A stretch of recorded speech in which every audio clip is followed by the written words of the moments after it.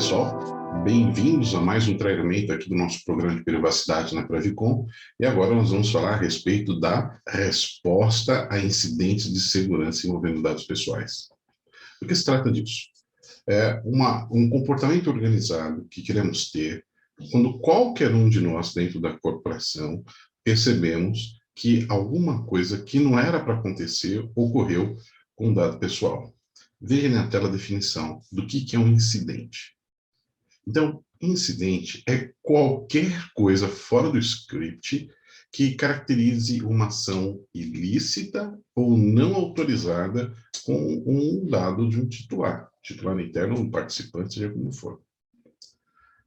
Em geral, essas violações elas têm a ver com a confidencialidade, ou seja, alguém que não é para ter acesso está tendo acesso. Pode ter a ver com a integridade. Um dado foi adulterado, e a gente percebeu isso. Ou tem a ver com a disponibilidade. A informação está disponível onde não deveria estar, ou ela não pode ser acessada por quem de direito. Qualquer uma dessas ações vão caracterizar um incidente que a gente precisa entender. Vamos dar um exemplo? Observe no próximo slide um exemplo bem interessante. Bom, a maior parte de vocês hoje trabalha com notebook, não é? Se o seu notebook for perdido, isso é um incidente de segurança. Porque no teu notebook, a pessoa que vinha acessar ele pode ter acesso a uma série de informações sobre os titulares de dados, que é para ver por interno e externo, e isso pode ser um risco bastante grande. Agora, se o seu notebook for criptografado, seguir todo o padrão de segurança que a área de TI pode implementar na sua máquina, né?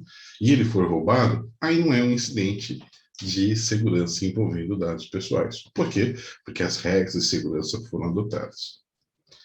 E se alguém mandar um e-mail para uma pessoa errada, um conjunto de dados pessoais? Você está lá mandando de uma pessoa para outra informação referente a certos titulares, e aí, ó, vale até e-mail interno, tá? E você manda o e-mail errado. Em vez de ir para o João, vai para a Maria. Sei lá, qualquer coisa assim, né? Você tem que comunicar.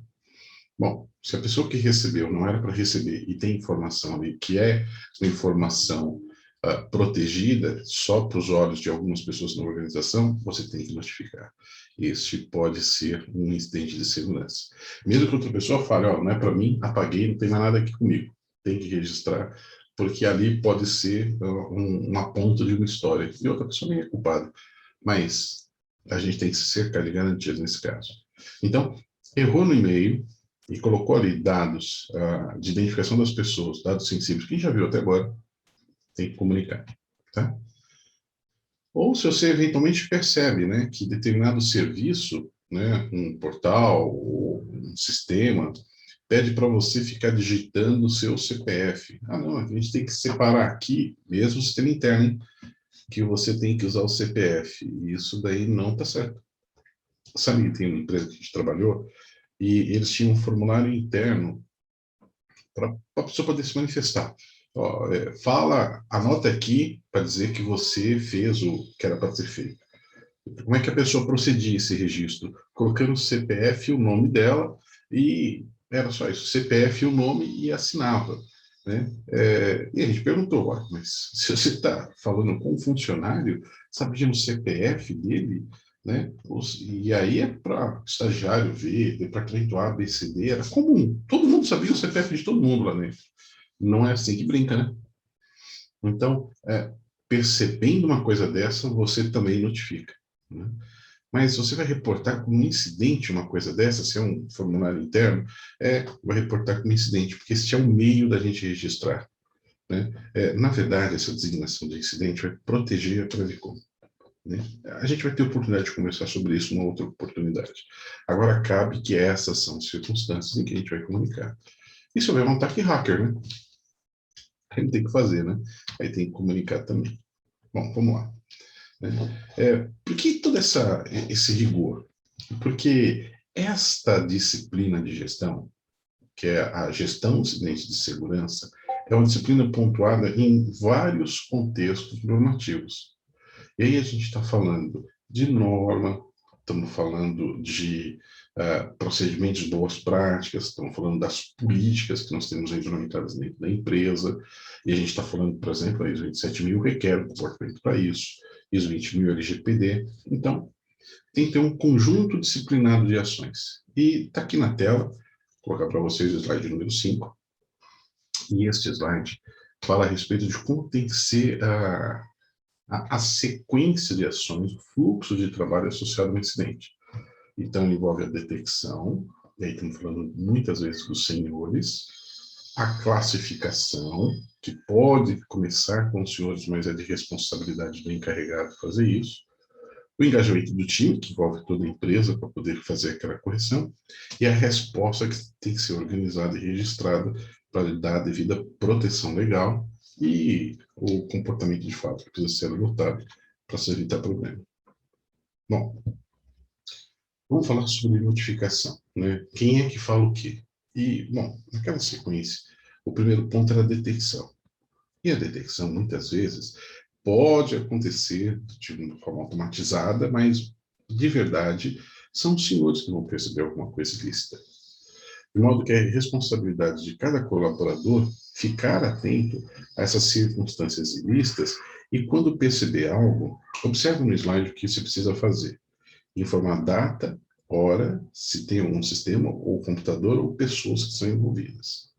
E o mais rápido possível essa informação precisa chegar para o Nilson, que é o nosso encarregado. Bom, com essas informações, e detalhe, se você não tiver tudo isso, não esquenta. Vale muito mais a sua notificação ser rápida do que ser completa, porque tem coisa que o Nilson vai conseguir, ele ou alguém da área de tecnologia vão conseguir garimpar e entender melhor do que você. Percebeu, minimamente, data e hora, isso tem que vir com a descrição do que ocorreu, né? E aí o encarregado vai construir toda uma estratégia para poder lidar com isso daí. O slide seguinte, ele fala a respeito disso, né? Faz parte do pressuposto do trabalho dele que ele precise ser responsável, que ele é responsável por monitorar todos os canais de chegada de informação. Veja, uma notificação de segurança pode vir pelo sítio, pode vir pelo e-mail, pode vir, sei lá. A Previcon tem alguns canais oficiais para se comunicar com o encarregado, que é o e-mail geral, encarregado.previcon, o e-mail do Nilson e o SIC. Internamente, vocês também sabem qual é o ramal e o celular do Nilson. Qualquer canal que vocês usarem para se comunicar, ele precisa acolher. Ele não pode falar assim, ó, só vou acolher se vier pelo... Porque o mais importante para o Nilson é saber que está acontecendo alguma coisa. E aí ele vai ter as vias de fato para poder fazer essa organização e construir esse relatório. Essa notificação pode, inclusive, ser feita a partir de relatórios externos. Por exemplo, o governo do estado emite um alerta sobre certo tipo de coisa, ou um relatório que a ferramenta de antivírus notifica de que está acontecendo algum tipo de incidente e a Previcon, de alguma forma, corre o risco. Ele tem que receber essas informações, né? Tem que acatar elas e precisa tomar as vias de fato quanto ao que tem que ser feito. Bom, o que mais a gente pode falar, né? Deixa eu ver aqui, ó. Bom, e falando sobre essas fontes externas, além do governo do estado, claro, tem uma bastante importante que é o nosso conjunto de operadores. Os nossos operadores podem perceber uma vulnerabilidade que a gente não notou e vão nos alertar. E aí a gente tem que ser capaz de poder entender isso. No caso, o Nilson, né, é a pessoa que pode ser contatado imediatamente por esses fornecedores, ou o próprio responsável pela área, que tem contato direto com esses parceiros, né? Bom, tudo isso para dizer que o Nilson mantém um monitoramento ativo, né? Ele não pode cochilar nessas coisas, né? Porque, eventualmente, essa notificação pode chegar fora do expediente. Eu vou dar um exemplo. O responsável pela área de técnica de segurança da informação, ele estava trabalhando num feriado na empresa. E ele percebeu um comportamento anormal de alguns sistemas. Ele foi verificar e eles estavam sendo atacados. Ele não sabe por quanto tempo o hacker esteve dentro da rede dele, mas naquele momento o hacker estava criptografando alguns arquivos. É um negócio que não é simples de fazer, você não faz um instalar de dentro. E quando ele percebeu isso, desconectou o cabo de rede, desligou a máquina e começou a fazer o que tinha que fazer, né? Nesses casos, essa pessoa notificou imediatamente o responsável pela privacidade. Enquanto TI adotou um comportamento, privacidade adotou o outro comportamento, que é o objetivo desse treinamento que eu estou passando para vocês agora. Né?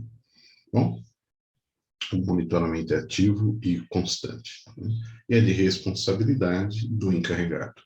Quando o encarregado recebe um fato, ele tem que construir toda uma... 16 horas e 30 minutos. Quando o encarregado recebe uma notificação, ele tem que construir todo um discurso associado a isso, porque a gente sabe que o incidente começou, mas a gente não sabe como ele termina. Mas nós sabemos que se o incidente tiver uma consequência grave, faz parte da defesa da Pravicom, diante da autoridade nacional, ou diante de algum tipo de poder judiciário, uma narrativa completa. Então, nesses casos, o Nilson ele vai se alimentar de uma série de informações, provavelmente voltando a conversar com os senhores mais de uma vez, para se munir de toda a informação suficiente para poder classificar um incidente. E ele vai classificar o incidente dentro de 4 categorias. Observe na sua tela.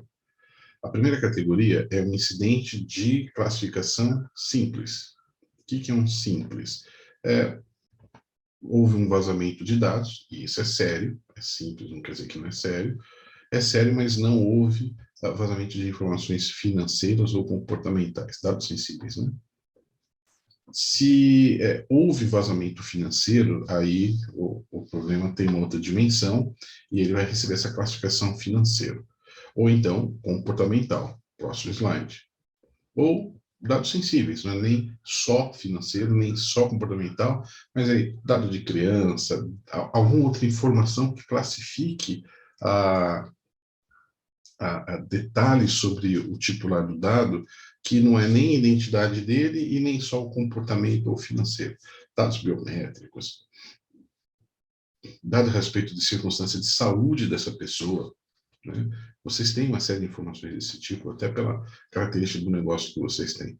Então, ele vai pontuar, e aqui não tem o pior e o melhor, tá? Ele vai só pontuar nessas 4 categorias.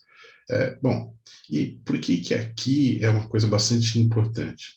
Dá uma olhada no que a gente faz com essa informação no slide que fala sobre grau de criticidade do incidente. Observa aí que se a gente entender que foi um vazamento simples, né, nós vamos dizer que a criticidade é baixa. É sério, mas a criticidade é baixa. Se o dano para a Pravicom for irrelevante, não é necessário notificar a autoridade nacional. Se o Nilson não tiver certeza sobre a relevância do dano, ele tem que notificar a autoridade nacional.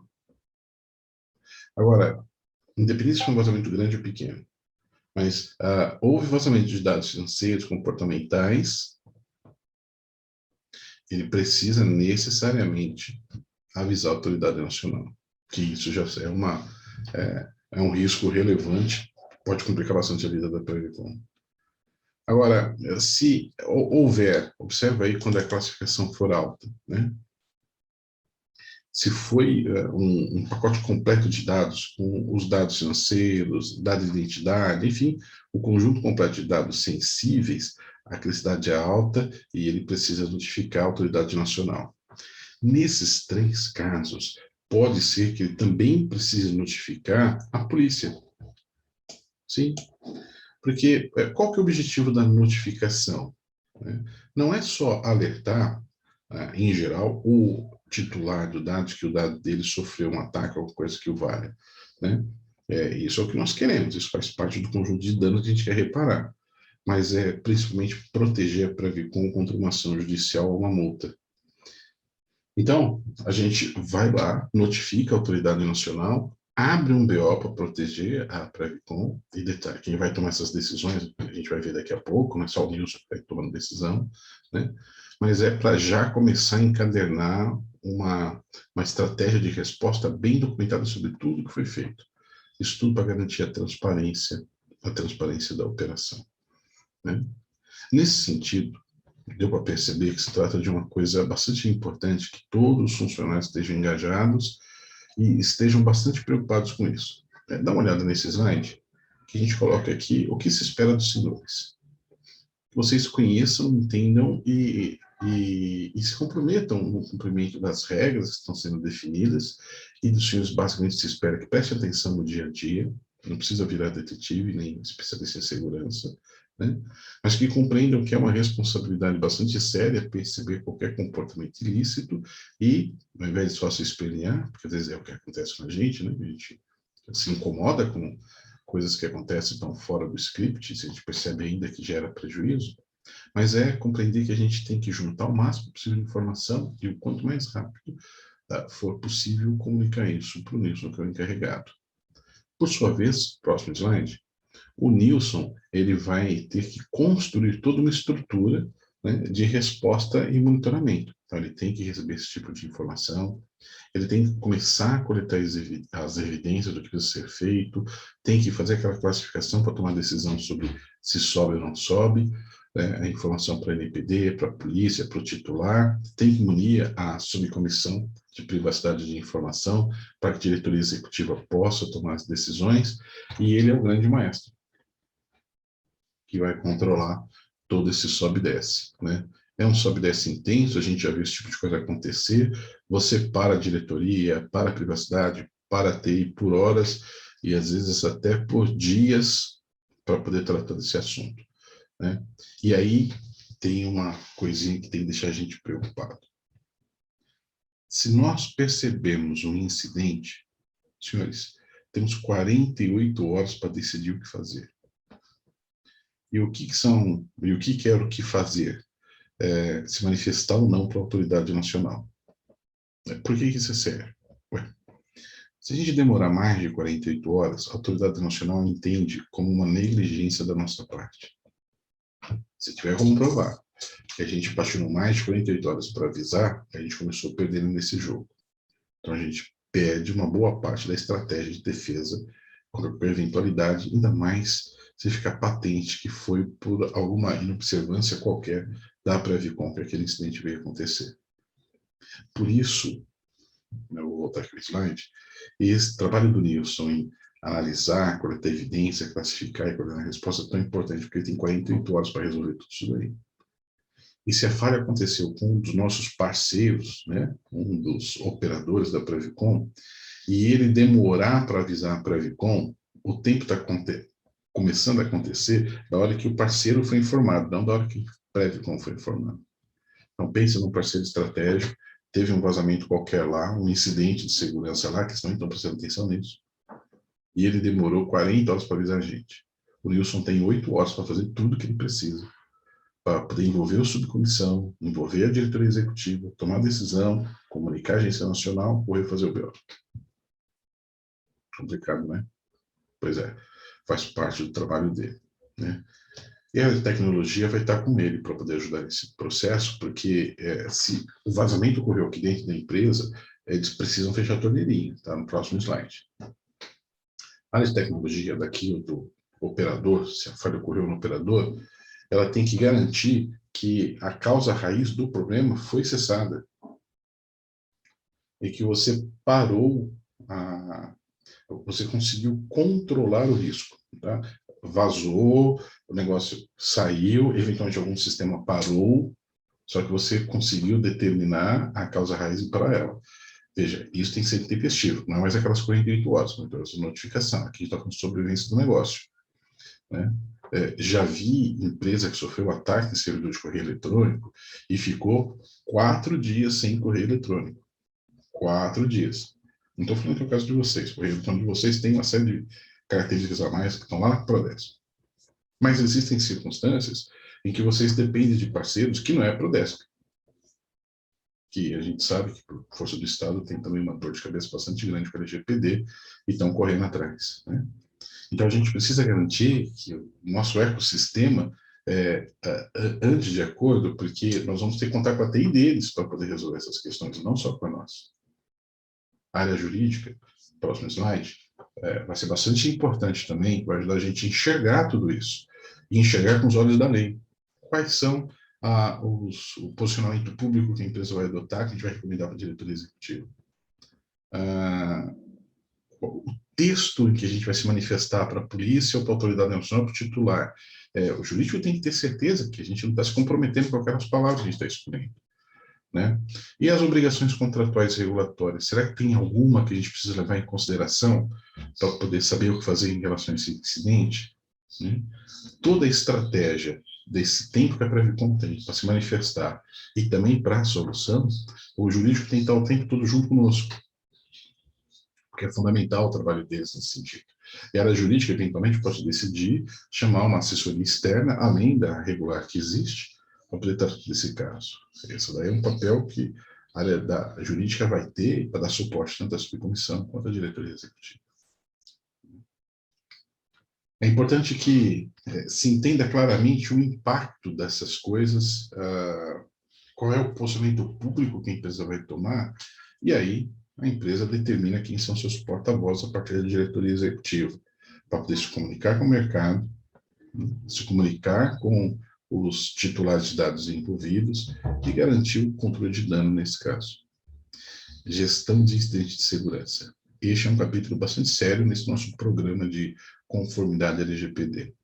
Se o senhor tiver alguma dúvida ou quiser fazer algum comentário, fique à vontade, nos procure, estamos à disposição. E vamos voltar ao trabalho. Obrigado.